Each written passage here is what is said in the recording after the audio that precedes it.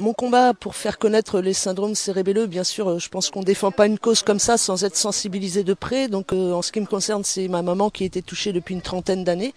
Et durant toutes ces années, on a pensé qu'elle était seule au monde et avec ce mal, on pensait que c'était vraiment la faute à la malchance. Et on pensait qu'elle était vraiment seule au monde. Et 30 ans après, quand notre sœur aînée a commencé à présenter les mêmes troubles, affreusement les mêmes troubles, c'est là qu'on a su que c'était d'origine génétique et héréditaire. C'est là également qu'on a appris qu'il existait une association CSC qui s'apprêtait à l'époque à fêter ses 10 ans d'existence. Et donc voilà, c'est tout ça qui m'a remué au point d'avoir envie de faire quelque chose pour changer tout ça à l'époque des nouvelles technologies. Quand on voit les technologies, même pour les jeux, enfin la Wi-Fi, les Wii, enfin j'ai dit, j'avais envie de presque un peu à la Forrest Gump de partir courir pour aller dire à tout le monde que ça existait, qu'il fallait connaître. Donc du coup, je suis pas parti courir, j'ai pris un vélo pour pouvoir faire plus de kilomètres. Et comme je fais ça au nom de l'association qui a 12 antennes régionales en France, je relie les 12 antennes, ce qui explique un Tour de France à vélo, quoi. Ouais, défi sportif parce que d'abord je pense que ça m'a remué au point d'avoir ça a généré une espèce de niaque, une espèce de hargne et que j'ai voulu canaliser de façon positive et justement pour aider pour tous ceux qui sont touchés par ces syndromes, quoi.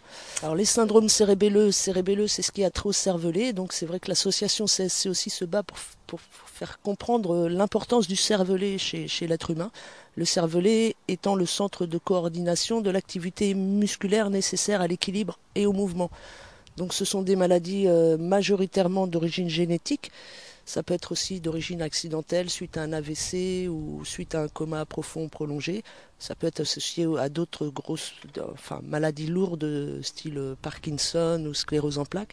Mais cela dit, c'est majoritairement d'origine génétique. Et donc le cervelet, il régit tout, l'équilibre, la coordination des mouvements, il sert vraiment à tout, puisque à la longue, donc au début, la marche est difficile, ça donne l'impression d'ébriété chez la personne. C'est aussi c'est un des buts aussi de la chaîne à vélo, c'est faire connaître la maladie pour changer le regard des gens. La personne déjà a du mal avec ses propres troubles, si en plus elle doit subir le regard réprobateur des autres quand elle se déplace à 8 ou 9 heures du matin et que les autres la prend prend les personnes atteintes pour des pochetrons ou des pochetronnes. Voilà, c'est déjà suffisamment difficile comme ça. Donc c'est faire connaître pour faire changer le regard des gens. Bon, cela dit, entre parenthèses, il y en a qui titubent, c'est vraiment parce qu'ils ont bu, hein. Faut pas faire une généralité.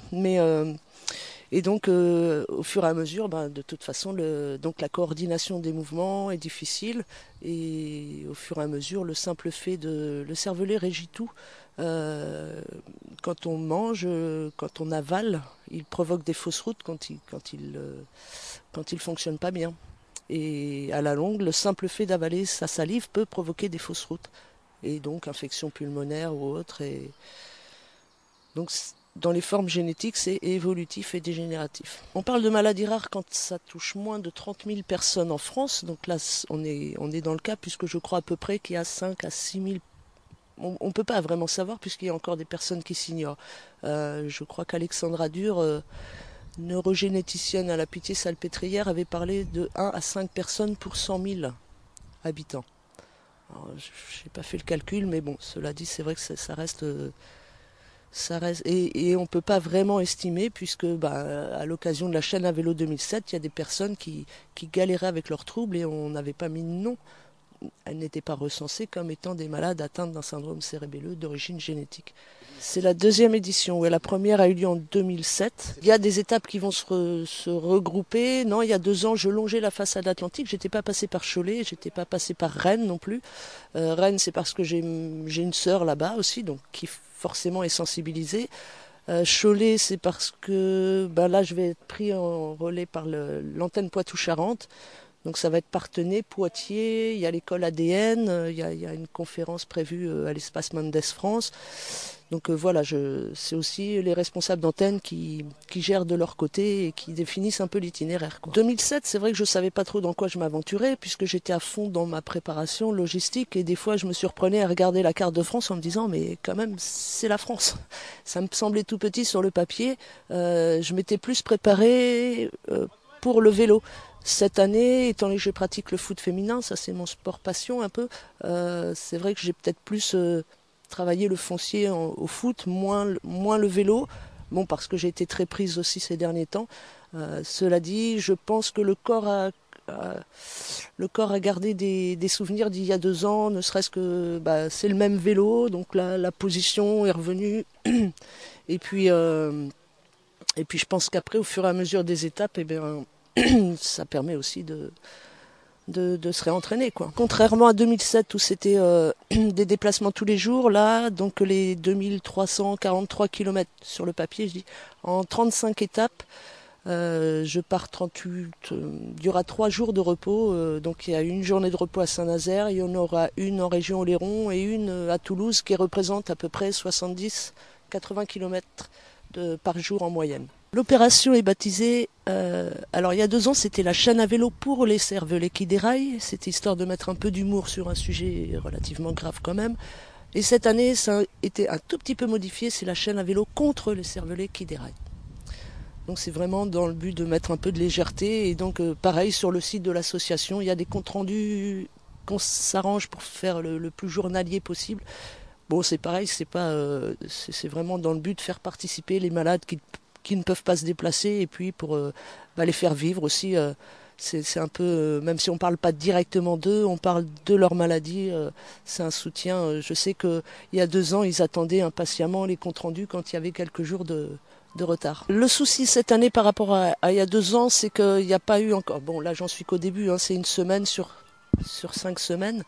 L'idéal c'est quand il y a un article de presse qui paraît à peu près 2 jours avant mon passage, ce qui a permis il y a 2 ans des familles touchées par la maladie de venir au stand le jour où je passais. Que là, il n'y a pas toujours d'articles ou alors ils ont lieu le jour où je passe, donc bon, c'est toujours mieux que de ne pas en parler du tout, mais pour sensibiliser les personnes qui auraient besoin de soutien ou de contact ou de coordonnées, c'est mieux quand il y a un article qui paraît avant le passage, quoi. Alors le vélo apparemment il est lourd, oui, je voudrais bien savoir combien il pèse, mais je ne sais pas. Je suis équipée d'un GPS, c'est Christina c'est son surnom, qui m'a déjà accompagnée il y a 2 ans, donc nous avons appris à nous connaître maintenant, ça se passe mieux. Je l'écoute pas toujours, non mais ça me permet d'être plus en confiance. Bon, je sais que même si ça me fait faire quelques kilomètres de plus quand je suis en solo, au moins je me perds pas. Et puis le vélo, parce que c'est vrai que c'est plus facile de faire. On peut faire plus de kilomètres qu'à pied, c'est clair. C'est relativement doux malgré tout le vélo, puisqu'il n'y a pas d'à-coups comme le footing. Enfin, c'est réputé, oui, un sport relativement doux. Et c'est toujours, de toute façon, je persiste comme il y a 2 ans. C'est un petit clin d'œil à mon papa qui est un ancien coureur cycliste. Et voilà.